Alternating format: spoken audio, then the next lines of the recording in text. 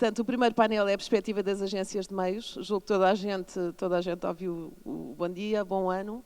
A seguir esta edição da conferência Marketing em Debate, teremos então um almoço e entrega de prémios de marketing. Pedimos hoje, como temos feito nos últimos anos, os nossos oradores, painelistas, isto não são apresentações, são conversas, são os jurados dos prémios de marketing, e eu vou pedir no primeiro painel, ou vou começar a chamá-los, portanto, peço a Alexandra Navarro, da OMD. Depois aqui temos uma alteração, que era suposto estar o Pedro Sousa, que fez parte do júri da reprise. O Pedro está doente, nada que não passe em 2 dias e fruto do tempo. Mas então pedimos ao Rui Freire, que na semana, o Rui Freire, na semana passada, julgo, assumiu a direção-geral da Initiative. Sou bom, senão fico aqui sozinha. Da Initiative, portanto, representa o Grupo Media Brands e junta-se a nós nesta conversa. Temos o Rodrigo Albuquerque, da Arena, o Samuel Godinho, da Karate, e o Salvador Bourbon Ribeiro, que não é de uma agência de meios, é a CEO da Mídia Capital Rádios, portanto, temos também aqui o grupo de mídia representado. Nós, nesta edição, pedimos às personalidades dos nossos prémios, dos prémios Meios e Publicidade, que viessem moderar os painéis. Portanto, Tomás, por favor.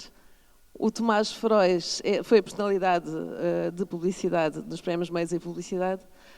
Depois teremos a Manuela Botelho, que foi personalidade de marketing, e o Francisco Pedro Balsemão, que foi personalidade de mídia.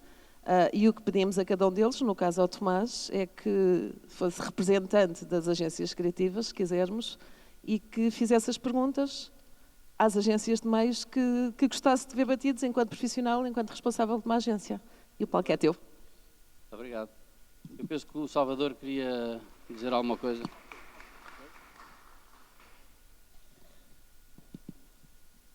Bom dia a todos. Bom dia aqui ao painel. Eu penso que este modelo é para abanar um bocadinho e, portanto, pôr aqui alguém criativo a falar com as agências de meios é para ser um bocadinho disruptivo e abanar um bocadinho. E eu vou começar por uma provocação.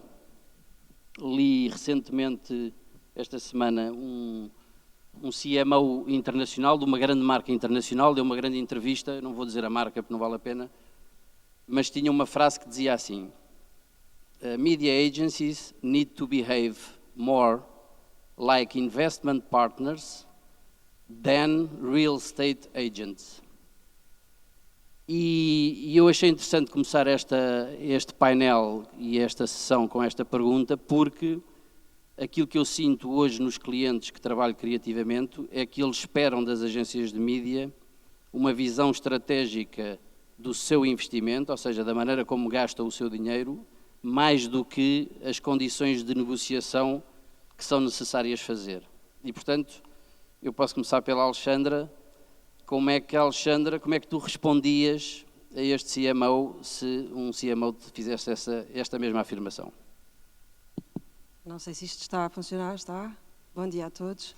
Obrigada, Meios e Publicidade, pelo convite. Olha, Tomás, nós fomos os feisty underdogs durante muito tempo. Nós passámos da malta das cruzes no Excel, porque fomos vistos assim durante muitos anos. Não se ouve? Toda a gente me ouve? Boa. Ouviram o que eu disse até agora ou tenho que repetir? Mas fizemos este caminho dessa malta chata das cruzes do Excel, que comprava espaço à televisão, ao exterior e etc., para consultoria. Nós tornámos-nos consultores, fizemos esse caminho, essa evolução ao longo do tempo, com muito esforço. Eu estou no mercado há muitos anos e assisti a esse esforço e fiz parte desse caminho e orgulho-me muito disso. Mas neste momento, responder a essa solicitação só se faz com base em 4 pilares. Primeiro, conseguir ter o conhecimento necessário para trabalhar em parceria, e isso passa por saber da marca, saber do negócio, mas saber sobretudo das pessoas com quem queremos falar, e esse também foi um caminho que nós fizemos ao longo do tempo, evoluir na forma como conseguimos conhecer efetivamente as pessoas. Há uma palavra muito importante aqui que é a palavra empatia. E a empatia é uma coisa que as pessoas que só pessoas têm com pessoas. Não há, é óbvio que a tecnologia, a data e toda a evolução nesse caminho são super relevantes e ajudam-nos a potenciar esse conhecimento, mas a empatia é nossa, é exclusiva, humana e é aquilo que nós hoje em dia cada vez mais temos que potenciar. Outro tema é o do talento. É o de investir na formação das equipas, na especialização e assegurar que efetivamente esse talento está bem alocado. E isto também é feito em parceria, porque o talento não é só o nosso, é o talento do lado dos marketeers. E nós somos providers de conhecimento e podemos ajudar também na formação desse talento e fazemos-lo com os nossos clientes. Um terceiro ponto é a flexibilidade, que as agências de meios hoje em dia têm cada vez mais para se adaptarem às necessidades que as marcas têm no seu trabalho, no seu desenvolvimento dos planos de comunicação. Nós temos que ser capazes, já não há um modelo de agência, há vários, há os que forem necessários para responder às necessidades das marcas.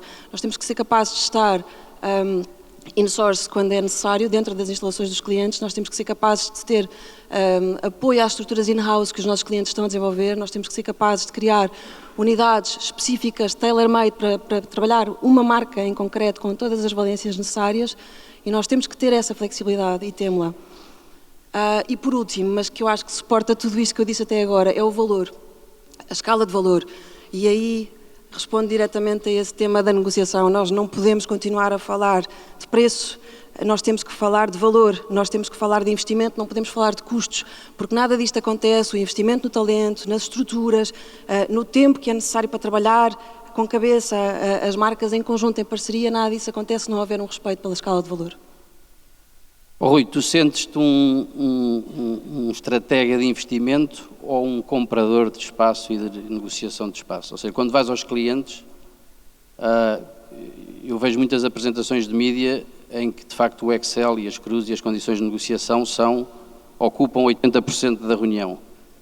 E, de facto, com o mundo a mudar hoje, enfim, já vamos falar mais à frente, digital, etc., sentes-te um verdadeiro planeador de investimento e um estratega de investimento ou um real estate agent?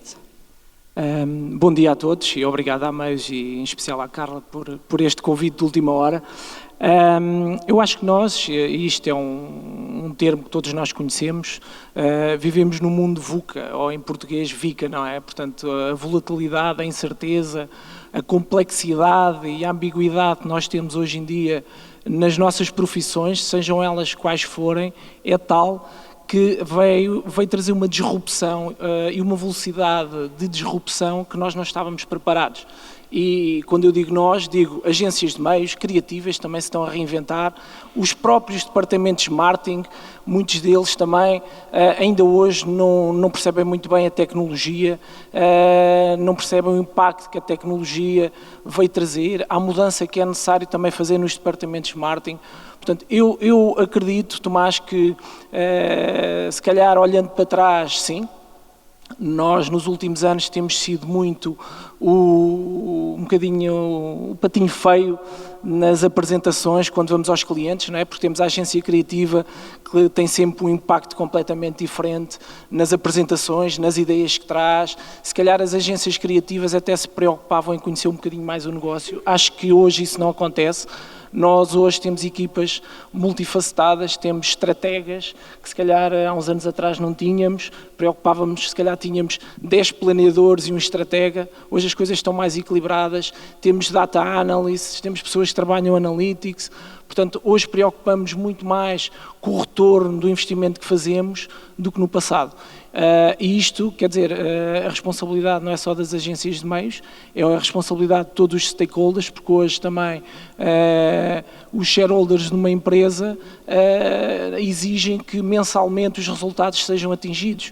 Portanto, a pressão depois vem em toda a cadeia, quando chega à agência, nós somos avaliados pela performance, pelas vendas, o que nem sempre acontece, por exemplo, do lado criativo, essa mensurabilidade, e chegamos ao exagero desta mensurabilidade, não é? Portanto, todos os euros investidos têm que ter retorno. E eu agarro em algo que a Alexandra falou, acho que o talento faz toda a diferença e acho que eu já falei aqui no talento, nas equipas multifacetadas, e isso faz toda a diferença no dia-a-dia e hoje vemos uma apresentação de uma agência de meios, é uma apresentação cativante, que capta a atenção, que acrescenta valor a um negócio das marcas. E acho que as próprias marcas também aos poucos também estão a adaptar-se, não é, a este novo mundo, a esta nova... quer dizer, acho que os últimos 20 anos, eu trabalho há 22 anos na área de marketing, mídia, comunicação, mas os últimos 20 anos têm sido a uma velocidade inacreditável, não é? E eu acho que esta década que nós estamos a entrar agora, a velocidade vai ser ainda maior. Portanto, o esforço que vai ser exigido a todos nós é maior. Não só às agências de meios, aos departamentos de marketing, às agências criativas.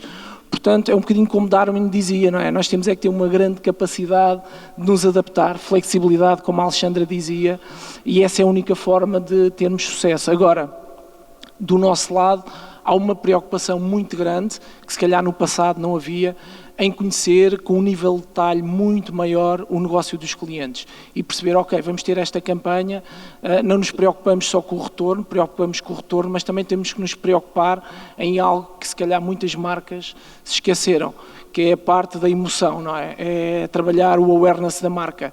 Hoje assistimos a uma série de marcas novas que são criadas na internet, as D2Cs, não é? As Direct to Consumer Brands, e que ganham um espaço inacreditável. Quer dizer, temos a Unilever já comprou D2C Brands, a L'Oréal, a Procter, quer dizer, hoje em dia o mundo anda a uma velocidade completamente diferente. E é isso. Então eu se perguntasse ao Rodrigo se um dia, a curto prazo, a Arena Mídia passasse não a ser uma agência de meios, mas uma consultora de meios, ou seja, que não comprasse e que aquilo que apresentasse aos seus clientes era a estratégia de investimento e tivesse um FII por isso, mas não comprasse os meios. Isso é possível?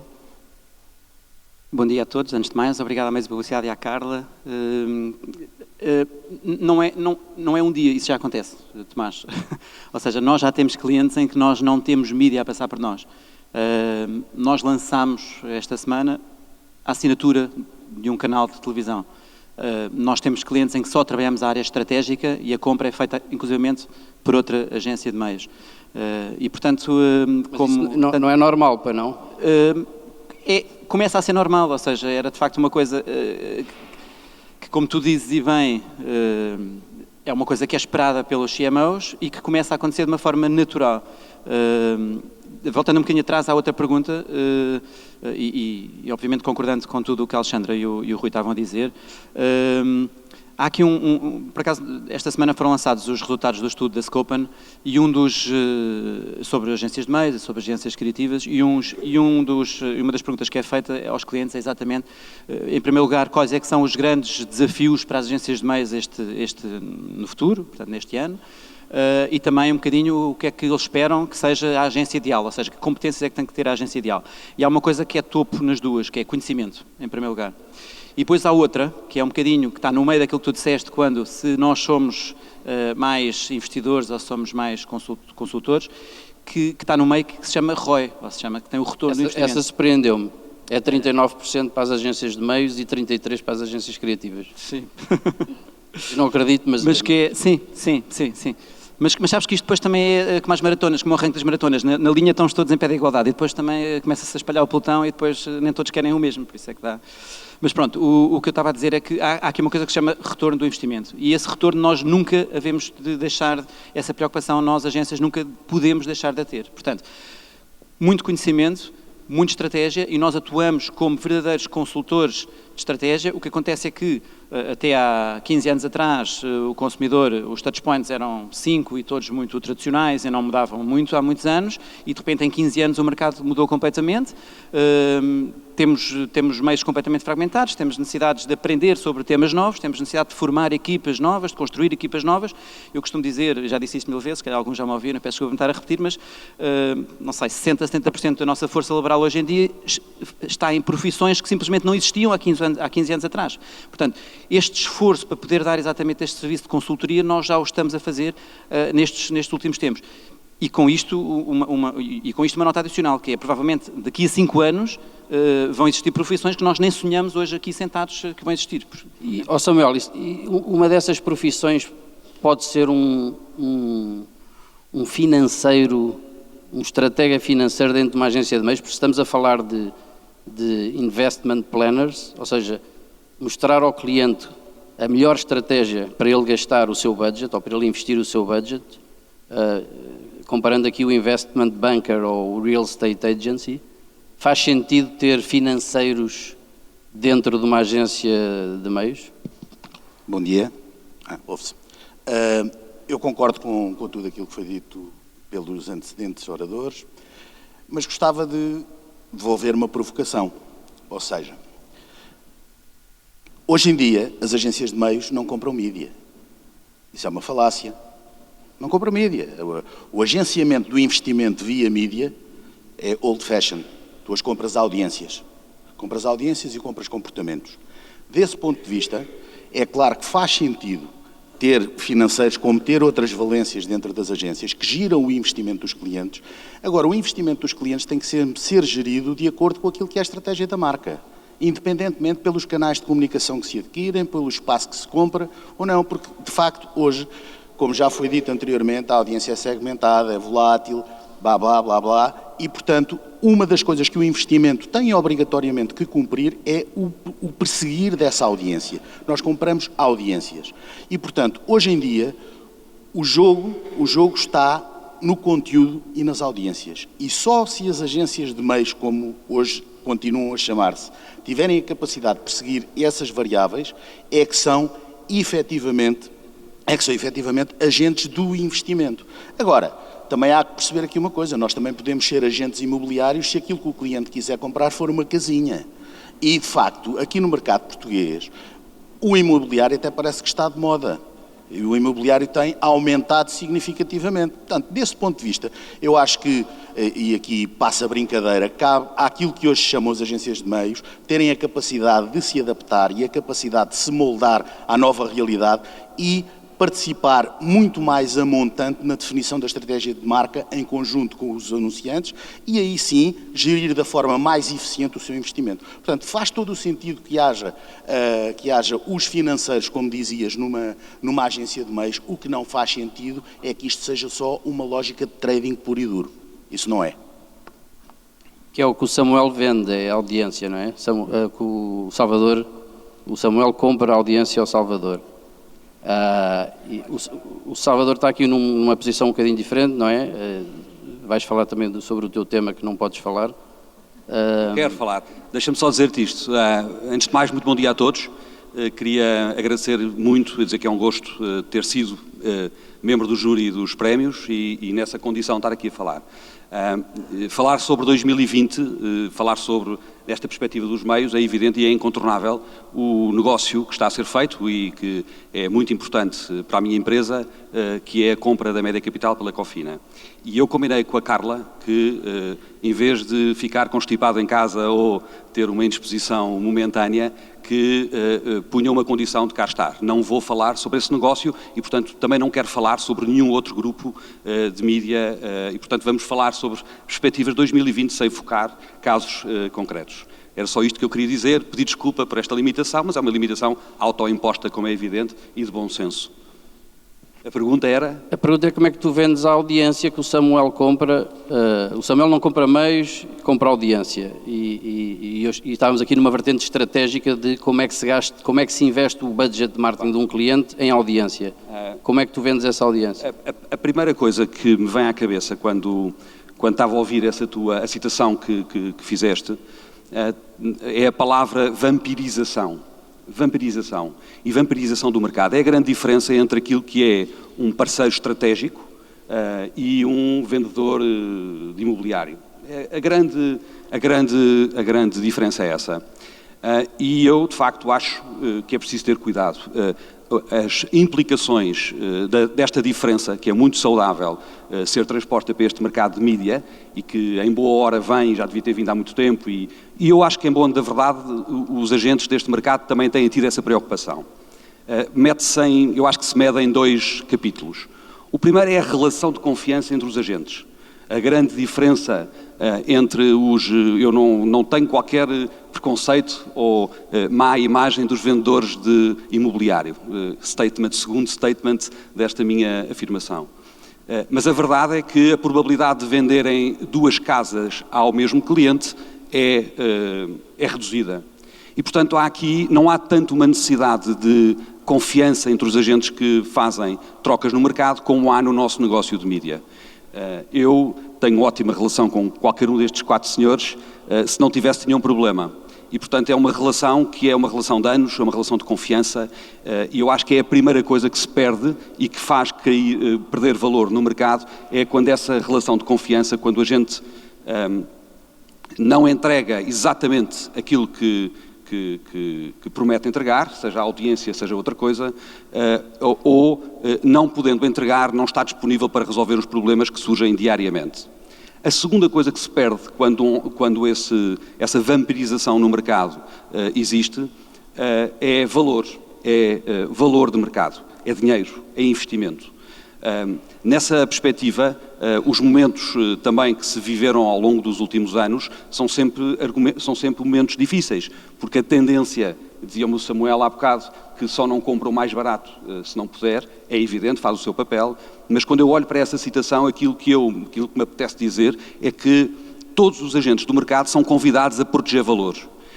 A proteger valor de investimento, a proteger valor da audiência, porque isso significa ter, independentemente da forma como nós vamos buscar a audiência, significa ter grupos de mídia sólidos, robustos e independentes, que é tudo aquilo que quem compra espaço ou quem quer levar marcas a pessoas, os anunciantes ou as agências de publicidade, querem ter nos mídia. Querem ter grupos que sejam independentes, que sejam sólidos e robustos financeiramente. E isso consegue-se com valor, não se consegue de outra forma. E, portanto, fazendo um bocadinho uma síntese daquilo que é a perspectiva, a minha perspectiva enquanto meio, não é? Muito bem. Há aqui um tema que vamos ter que falar dele, porque, enfim, o digital e a data é o tema do momento. Eu gostava de perguntar, e com respostas rápidas e práticas, há um termo que ouvimos muito, que é o digital first.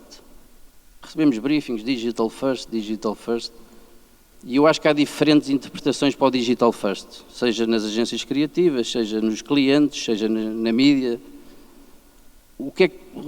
Rodrigo, o que é digital first?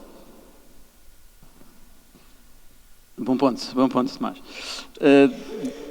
Digital first tem a ver com o sítio onde anda o consumidor, ou seja, há uma coisa que nunca vai mudar. O mundo muda muito, não é? Já falámos muito sobre isso, mas há uma coisa que nunca vai mudar. As marcas têm que estar onde o consumidor está. E aquilo que muda é o sítio onde o consumidor está. Mas as marcas têm que estar sempre onde o consumidor está. E hoje em dia há um crescimento muito grande daquilo que é o consumo dos meios digitais. Às vezes há uma confusão sobre, hoje em dia e utiliza-se muito, em vez de ser o meio prioritário, tipo, já só está em digital. Já ninguém vê televisão, já ninguém já toda a gente só vê Netflix, ninguém vê canal aberto. Pronto. Isso às vezes é preciso ter cuidado com estas respostas, porque não é de todo verdade. Ou seja, o consumo de televisão é perto de 5 horas por dia, em média. Os portugueses veem em média quase 5 horas por dia. Vêem em média quase mais 2 horas e meia de canais cabo. Ouvem rádio mais de 1 hora por dia.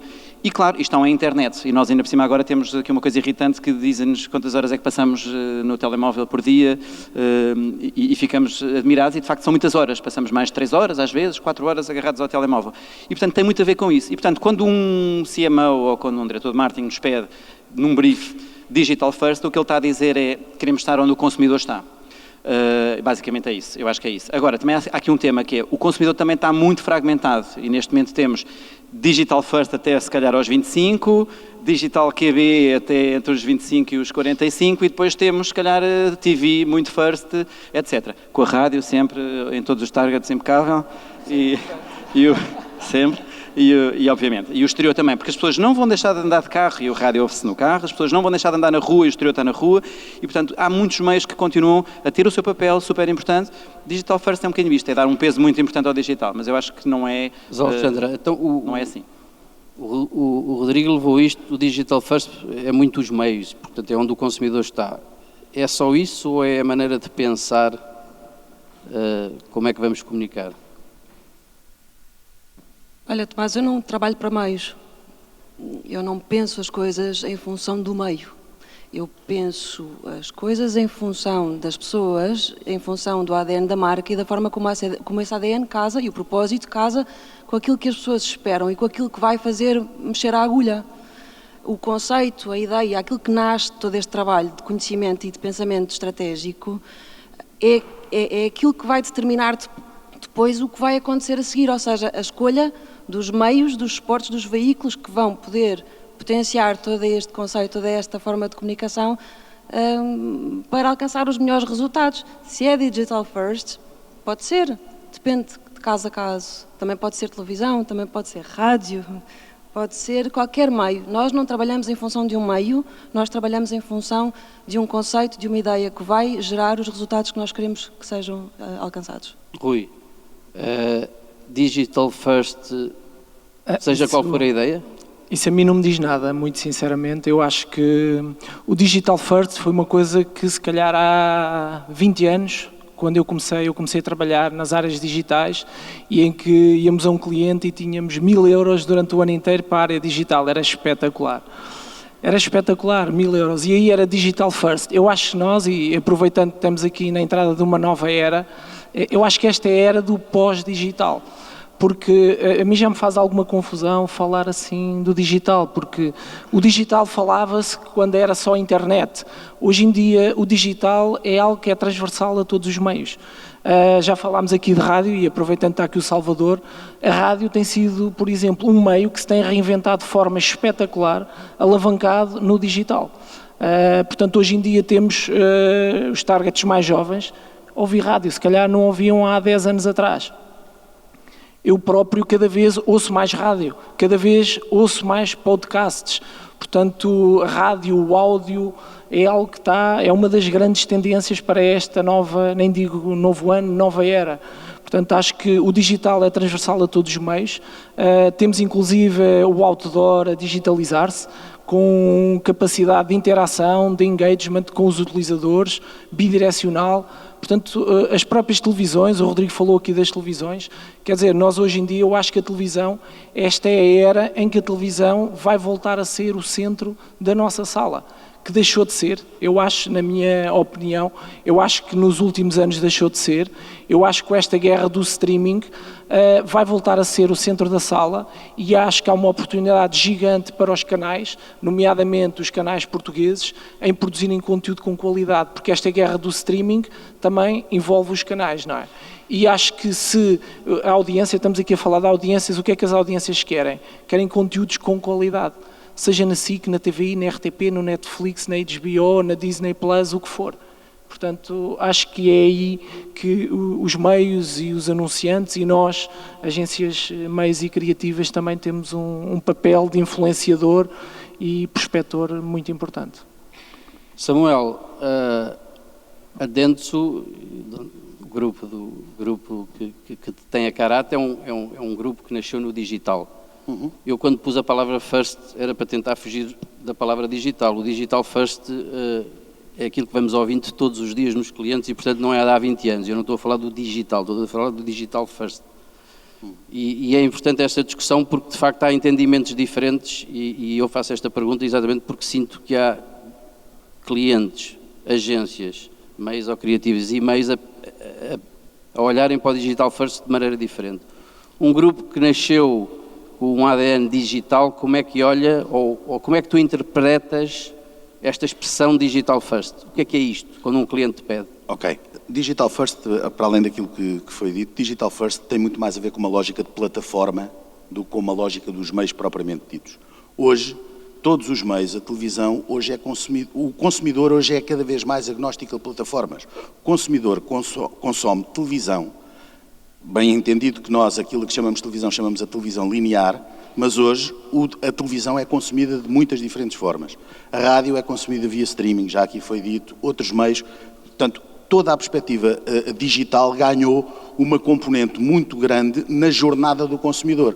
O ser digital first tem a ver exatamente com isso. Num mundo que é convergente, o ponto de contacto com o consumidor e o ponto de transação de bens está cada vez mais próximo. E aquilo que se procura e aquilo que o Digital First traz é que tenhas a capacidade, as marcas tenham a capacidade de acompanhar toda a jornada do consumidor, desde o ponto de identificação desse consumidor até ao ponto de transação de produto. Isso é que é ser Digital First e é para aí que as marcas todas tendem a caminhar. Muito mais do que a televisão, a rádio, tudo isso, porque tudo isso, toda essa forma de consumo mudou. Hoje o mundo está diferente, é um mundo convergente. E é um mundo onde o Digital First faz todo o sentido. Chamemos-lhe aquilo que quisermos, Digital First ou outra coisa. Ok? Esta conversa do digital tende muito, Salvador, para o imediato. E isto é um discurso que agrada os diretores de marketing ou os administradores de marketing, porque precisam de apresentar resultados a muito curto prazo. Hoje em dia, todos os trimestres têm que apresentar os seus resultados e a pergunta é, a começar no Salvador e depois para todos, é se faz sentido ir atrás deste discurso do imediato e desta necessidade, apostar as fichas todas nestas estratégias do imediato e o que é que vocês dizem aos clientes relativamente ao que isto pode afetar a longo prazo a marca? Ou seja, uma expressão aqui que já discutimos aqui no outro fórum, Big Data e Long Data. Big Data imediato, comportamento, investimento, conversão, Long Data, construção de história, construção de marca. E, portanto, se isto é um discurso que agrada e que entra bem num diretor de marketing ou num administrador de marketing, porque investe, converte, o que é que vocês recomendam ou como é que recomendam no investimento da Long Data e não só na Big Data? Bem, quando falamos destes temas, e falamos neles há muito tempo que se ouve dizer que os meios ou a forma de chegar a consumidores tradicionalmente através de meios está condenada e tal. Aquilo que nós olhamos e aquilo que nós, quando olhamos, vemos é que toda esta lógica do digital provoca, ou tem provocado, é um mundo em que andamos todos um bocadinho às apalpadelas. Eu vou ser um bocadinho politicamente incorreto, porque em termos de modelo de negócio anda tudo aqui um bocadinho às apalpadelas. Nós sabemos que na transmissão direta do negócio dito tradicional para o negócio digital, por cada euro que nós perdemos no negócio tradicional, nós vamos buscar para aí 20 cêntimos no digital. E, portanto, obviamente que esta abordagem de curto prazo, imediata, não veio beneficiar rigorosamente nada. Faz com que se concentre o investimento em players globais, que pouco têm de interação direta com os consumidores, que competem connosco em condições perfeitamente desiguais, porque não estão à partida sobre o mesmo umbrella, até legal, até de proteção de dados, e, portanto, acabamos nós por ter esta desigualdade no mercado. No entanto, temos feito um caminho que se aproxima muito mais daquilo que tu definiste a long data, que tem a ver com a apropriação destas plataformas digitais, como dizia o Samuel, para complementar tudo aquilo que é a nossa oferta. E isso, olhando para a rádio, enfim, a rádio é sempre um exemplo citado como um exemplo de sucesso nesta migração, para as plataformas digitais. Olhando para a rádio, o que é que ela permite? Permite, obviamente, uma complementaridade grande à partida e, portanto, essa complementaridade é a garantia de que nós contamos histórias e que estamos lá para completar tudo aquilo que é a oferta tradicional de rádio. Em segundo lugar, dá-nos uma receita adicional, porque essa receita, quando é exatamente transposta, é perdida, como eu expliquei. Aquilo que eu acho que pode ser mais relevante é dizer que, se nós pegarmos na forma de medição de audiências do meio rádio, desde 1994 até hoje, nós vemos que, apesar dessas bolhas todas e apesar dessa introdução de produtos complementares, apesar disso tudo, a rádio mantém-se, o consumo de rádio, o reach de rádio mantém-se praticamente inalterado. Há alterações no consumo. O consumo de rádio, o tempo de escuta não é o mesmo. Ele é, e sobretudo hoje em dia compete disputa a atenção com outros meios que não existiam. Mas se nós estivermos nessas plataformas, e se essas plataformas servirem como produto complementar à nossa oferta, obviamente que temos condições para estar aqui durante muitos anos. Alexandra, Voltando ao início deste debate e considerando que vocês são investidores e não compradores, planeadores de investimento e não compradores, é possível dizer que uma marca que tem mais reconhecimento converte de forma mais barata ou não? Tricky question, porque depende muito da marca e depende muito do segmento e do mercado. Mas antes disso eu gostava de complementar o tema anterior, pode ser? Hein? Nós vivemos num mercado de euforias. Nós vivemos de euforias, que foram várias ao longo dos anos. Vou falar só de algumas. O aparecimento dos gratuitos, ficámos todos loucos, era só criatividade nos gratuitos. Os live copies em rádio, foi uma euforia, foi um inundar de live copies em rádio quando eles apareceram. A criatividade em televisão, fora do spot em bloco, outra euforia, o aparecimento, o desenvolvimento digital, outra euforia. E todo este desenvolvimento digital e esta euforia levaram de facto a este foco gigante no short term e na conversão imediata, e que já nos apercebemos todos que já não é suficiente, não é por aí que temos que ir. O padrão de consumo das pessoas não é fiel, não é leal, e todo o ecossistema promocional que foi criado ao longo destes últimos anos conseguiu destruir, conseguiu alavancar muito negócio em short term, mas conseguiu destruir uma relação de lealdade, ou valiosa, entre consumidores, entre pessoas e marcas. E acho que neste momento aquilo que tem que ser a nossa preocupação mais imediata é efetivamente recomeçar a construir relações valiosas entre pessoas e marcas para que elas durem, para que elas sejam leais.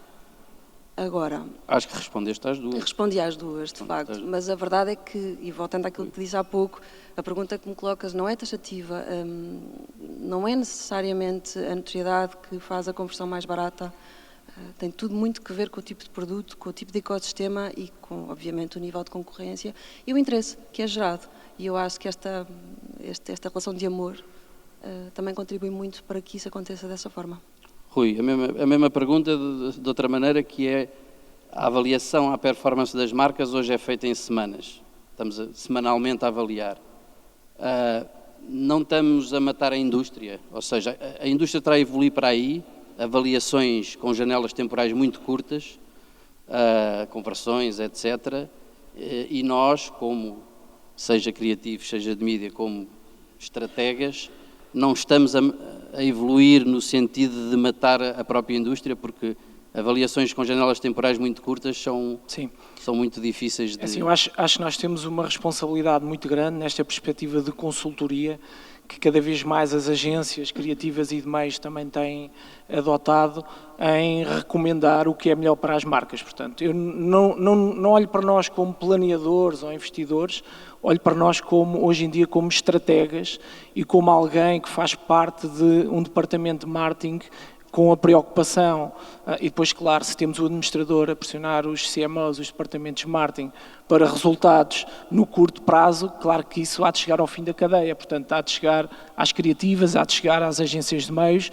Agora, também faz parte do nosso serviço de consultoria aconselhar as marcas a se calhar equilibrar um pouco melhor, porque acho que caiu-se um pouco na euforia e o digital tem coisas fantásticas e eu tenho trabalhado durante muitos anos nas áreas digitais, mas depois tem o reverso da moeda, que é o ser possível medir tudo, para o bem e para o mal. E todos nós sabemos que muitas das decisões que nós tomamos de compra não são meramente racionais, são emocionais. E acho que, por vezes, as marcas derivadas destas expressões que vêm top-down pensam apenas no approach racional. Portanto, eu acho que tem que haver um equilíbrio entre a parte emocional e a parte racional. Acho que as marcas também já perceberam isso. Temos exemplos no nosso mercado, temos exemplos internacionais, que marcas que têm esse awareness que tu falavas, são marcas que conseguem vender o produto a um preço superior, que têm um market share maior. Portanto, acho que o caminho é muito haver um equilíbrio. Eu vi um dado, também não sei se é fidedigno, quer dizer, ali numa entrevista também, que marcas com maior notoriedade convertem com 60% do valor de uma marca com menos notoriedade. Enfim, faz todo o sentido no meu ponto de vista. vista. É um número, sim. É um Excel, mas como raciocínio e como enfim, como lógica, acho que... O Excel é das melhores ferramentas que existem, não é? Portanto, e faz um pouco aquilo que nós quisermos, entre aspas, não é? Tem essa flexibilidade. Portanto, mas eu acho que claramente tem que haver este ponto de equilíbrio entre a parte racional e a parte emocional para as marcas terem futuro. Caso contrário, vai ser complicado. Rodrigo, há aqui um mantra das agências digitais que é faster, better, cheaper. Faster, better, cheaper. Isto é concordas? É o santo grau, talvez. Low budget, high impact. Deixa-me só acrescentar aí uma coisa. Não é um grande insight, ou seja, quanto mais notoriedade, mais converte. Eu diria que é um insight fácil de chegar sem necessidade de grandes estudos, mas deixa-me dizer-te que é uma das coisas que nós procuramos estudar sempre e a toda a hora. Ou seja, e é uma das coisas que nós procuramos correlacionar, temos estudos econométricos à procura dessa resposta, o $1 million question, que é de facto o equilíbrio perfeito entre a notoriedade que uma marca precisa ter para converter de forma a que o CPA seja rentável. Mas não é fácil o que estás a dizer, ou seja, eu concordo inteiramente contigo, mas não é fácil para nós chegarmos a um CMO e dizer, olha, estamos a pensar e este ano, o seu objetivo de vender este ano assim tão rápido não é boa ideia. Estamos aqui a pensar, daqui a 3 anos é que vai ser, trabalhamos então agora a notoriedade e daqui a 3 anos a gente depois logo se concentra nas vendas. Isso não é real, ou seja, aquilo que de facto os briefings nos pedem para nós trabalharmos uma estratégia que converta naquele ano.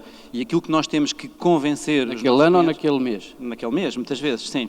Ou naquela semana? Estou a pensar, estamos em mês de definição de estratégias anuais, mas deixa-me dizer o seguinte, nós somos muito confrontados com isso e é um trabalho de facto muito, às vezes, duro, explicar a um cliente que uma coisa que se chama um ad stock, que é basicamente aquilo que é o baseline de notoriedade de uma marca, se constrói ao longo de anos e também se destrói ao longo de anos. Nós trabalhamos já algumas marcas de crédito rápido, por exemplo, da área financeira, e eu lembro que de marcas, não sei se lembram da Credifin ou Mediatis, desapareceu numa determinada altura e passado 5 anos ainda aparecia no Publivaga, como tipo no top 2, a seguir à Cofidis. E há outros exemplos disso, marcas que entretanto já fizeram rebranding, chamam-se outra coisa e nos Publivagas continuam a aparecer. Há pessoas que há 3 anos atrás juravam que tinham visto o Carlos Cruz ainda no sofá a fazer publicidade ao OK Teleseguro. Portanto, isto acontece, demora anos a construir e anos a destruir. E, portanto, agora, a estratégia é completamente diferente, mas nós temos que converter. Ou seja, é um equilíbrio muito grande. Nós não podemos dizer, não nos concentramos em performance, vamos só aqui fazer branding, porque pedem-nos vendas e nós temos que converter. E esse é o nosso trabalho, a dizer, ok, mas se não tiveres este limite mínimo de notoriedade, tu nunca vais conseguir vender. Ou vais vender nessa semana em que vais fazer a televisão, mas quando acabares a televisão aquilo volta a zero, porque ninguém vai continuar a comprar. E até porque sabemos, e quem trabalha mais na área digital sabe perfeitamente, depois há outra parte que é toda a pesquisa orgânica só se consegue com notoriedade. Eu penso que já toquei no ponto, mas sei lá, imaginem o que é que seria Coca-Cola agora deixar de comunicar ou acabar. Daqui a 30 anos as pessoas ainda iam jurar que a Coca-Cola estava a comunicar. Há uma pergunta mais técnica ou prática. Então não é... Eu vou começar por Samuel. E há bocado estava-se a falar disso, as novas plataformas, e isto acho interessante para toda a gente perceber um bocadinho o vosso insight e aquilo que possa ser já uma tendência atual, prática. Streaming, as plataformas de televisão, espera-se uma nova aposta no grande ecrã, que há uns tempos dizia que estava acabado. Ou seja, como é que vocês veem esta história das plataformas de streaming de televisão, das OTTs? O que é que se pode fazer, ou o que é que se deve fazer, ou o que é que se deve começar a olhar para se fazer? Só recuperando um bocadinho a tua pergunta anterior, que me pareceu muito interessante, tu colocavas, a questão era, se as marcas que têm mais conhecimento convertem de forma mais barata. Eu diria 2 coisas. Obviamente que quem tiver maior conhecimento converterá com mais facilidade, não de forma mais barata, mas de forma mais eficiente. Porque isso é um chavão que se utiliza muito mais barato, mas mais barato comparado com quê? Faz-me lembrar a história do Conselho de Ministros em que um ministro perguntava ao outro, a tua mulher como é que está? Comparado com quê? Isso, okay? o chavão era só para perceber se vocês Sabendo isso, recomendam que a marca continue a investir mais na marca do que na conversão. Por isso a pergunta é essa. Sim, esse é o segundo ponto que importa destacar, que é assim, não podemos, quando falamos de performance marketing, quando falamos daqui da conversão, não podemos generalizar. As marcas, os produtos têm os seus ciclos de vida, têm os seus ciclos temporais que não podem ser contrariados. Portanto, aquilo que tu referias, em termos das avaliações semanais, é verdade, cada vez somos mais confrontados com a necessidade das métricas à semana, numa lógica de conversão pura e dura, ou converte ou não converte. Não podemos ver isso dissociado daquilo que é o ecossistema da marca e como é que ele evolui. Portanto, é uma visão redutora pensarmos no performance marketing só na lógica da conversão pura e dura. Embora seja essa uma das métricas que está à frente de cada um de nós todos os dias, diria eu. Não é todas as semanas, é todos os dias, porque esse acompanhamento tem que ser feito diariamente. Na pergunta que tu dizias, relativamente à mudança de plataformas, ao streaming e tudo isso, o regresso ao grande ecrã, como o Rui dizia, que eu também partilho um bocadinho daquela opinião, há o regresso ao grande ecrã, mas feito de uma forma completamente diferente. Tínhamos todos a capacidade de dizer que o advento da programática no digital é um advento que vai chegar à televisão. Não tínhamos ilusões. Mas dá-me lá um exemplo prático. Eu estou em casa a ver a SIC com os meus filhos. Sim. Estás em casa a ver a SIC com os teus filhos e se caminharmos para os dados da audiência de uma forma completamente diferente daqueles que são medidos hoje, a publicidade que te pode ser servida mesmo no grande ecrã pode ser uma publicidade tailor-made, pode ser uma publicidade feita para uma determinada audiência que consome e que é possível determinar onde está essa audiência, mesmo na televisão de massas, mesmo sem ser o streaming, mesmo para além daquilo que é considerado hoje o Pay TV, que levar-nos-ia aqui a uma outra grande conversa sobre os dados que já existem hoje e que não são devidamente utilizados, quer do ponto de vista dos operadores, quer do ponto de vista das agências e até pelas limitações legais que acarretam, mas o consumo de televisão e a forma como se compra televisão e como se compra a audiência de televisão é seguramente diferente e isso vai chegar muito mais rápido do que aquilo que algumas cabeças pensam. Vou ter que perguntar ao Rui se com isto tudo, até hoje, os planos de meios que vocês apresentam, classe AB, C1 e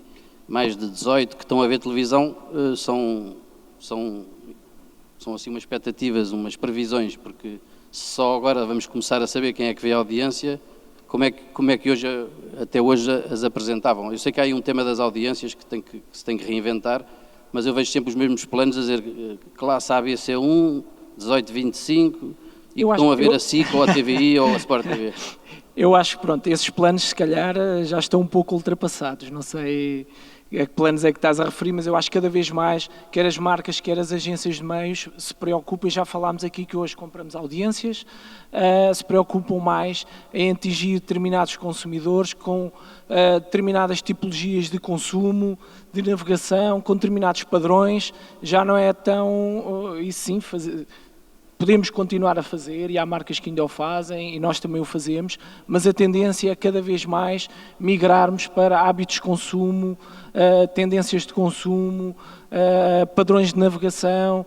Por exemplo, isto que o Samuel estava a referir, nós vamos conseguir, e se calhar, como tu dizes muito bem, não está tão distante quanto isso, se calhar impactar um consumidor no telemóvel e a seguir percebemos que é o mesmo consumidor que está a ver o telejornal e no break conseguimos lhe mostrar uma publicidade complementar àquela que ele viu no telemóvel. E tu achas que os clientes hoje estão a pedir isso às agências criativas, ou seja, que suportes é que tu estás a receber da agência criativa para cumprir essa tua estratégia de consumer journey? Ou seja, o que estás a pôr no telemóvel está a ser diferente do que está na televisão? Sentes esse pedido do cliente? Eu acho que há uma evolução, em casos muito esporádicos, sim. Acho que é uma evolução ainda bastante grande que temos que fazer, porque eu acho que também da parte das agências criativas, e já falei aqui um pouco da velocidade que a tecnologia veio trazer, acho que as agências criativas, como as agências de meios, também tiveram que se reinventar, tiveram que se adaptar, criar formatos, como tu disseste há bocado, digital first, é diferente do que como pensávamos há uns anos atrás, no spot 30 segundos, que depois era declinado para tudo.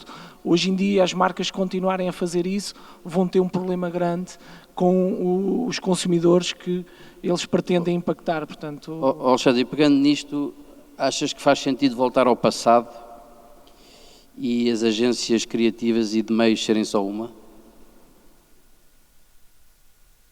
Acho que isso já está a acontecer em vários casos e acho que tem tudo que ver com a flexibilidade que eu falei logo no princípio, porque há efetivamente marcas em que isso é indispensável. Eu creio que quanto maior a parceria marketing, cliente, agência criativa, agência de meios e todos os outros intervenientes, os meios inclusive, mais todos temos a ganhar nesta nossa missão de criar as tais experiências mais valiosas e as relações mais valiosas entre as pessoas e as marcas.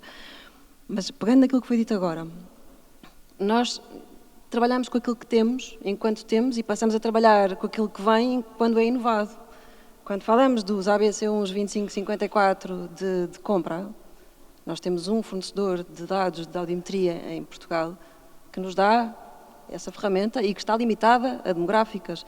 Isso não significa que aquilo que nós façamos antes não seja um trabalho muito mais aprofundado de perceber que, apesar de estarmos a comprar uma audiência demográfica em televisão porque a negociação é feita dessa forma e, no fundo, o planeamento e o acompanhamento é feito dessa forma, e estou a falar de televisão como posso estar a falar de rádio ou de imprensa ou de qualquer outro meio que não o digital, porque só no digital é que ainda hoje em dia conseguimos ter dados de audiência que ultrapassam as demográficas, dados reais, dados mensuráveis.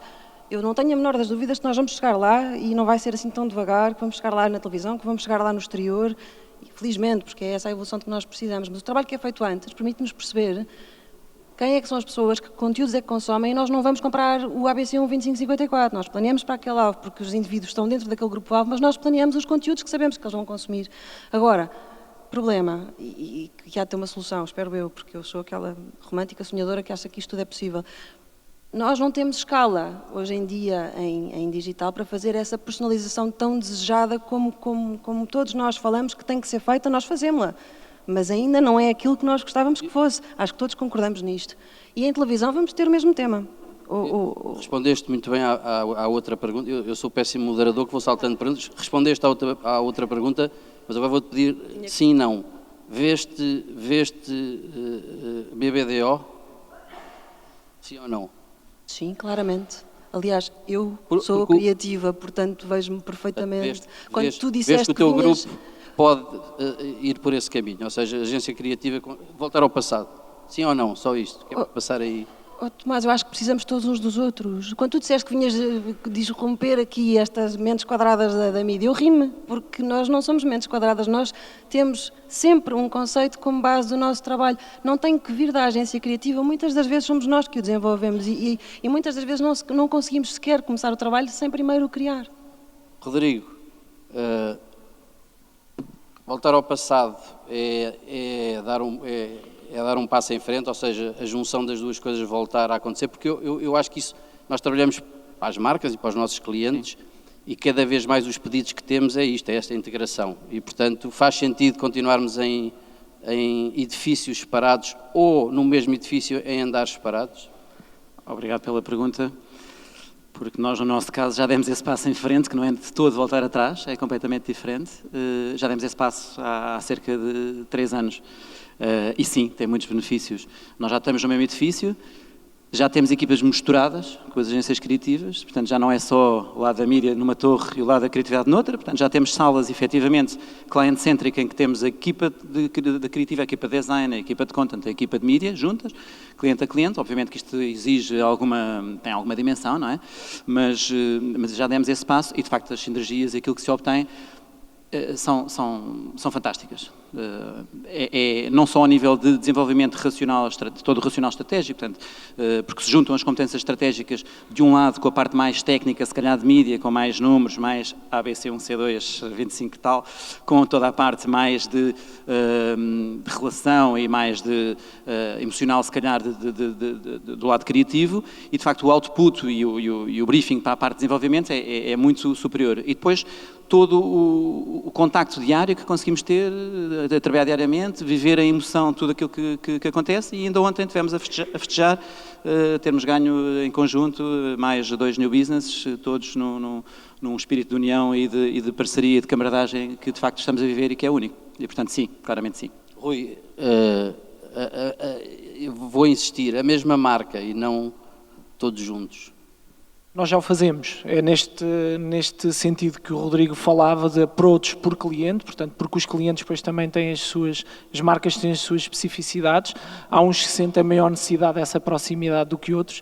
Eu acho que não é voltar ao passado, é um passo diferente, como o Rodrigo disse, e eu no início falei nas equipas multifacetadas, e nestas equipas multifacetadas já temos programadores, designers, criativos, portanto que é um approach estratégico completamente diferente daquilo que era tradicional numa agência de meios.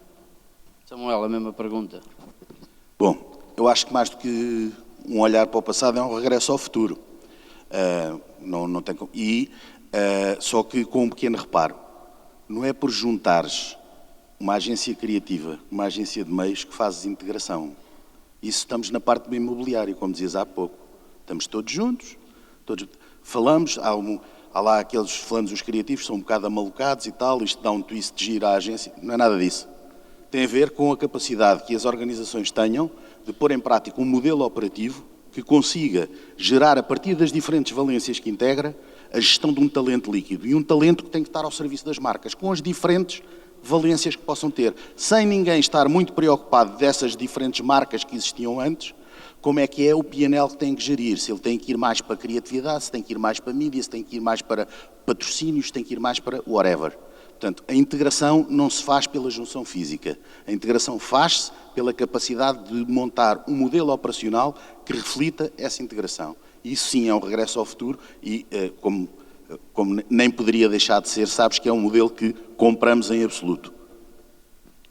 Salvador, tu, enfim, sendo meio, também tens várias grandes marcas, exemplo a comercial.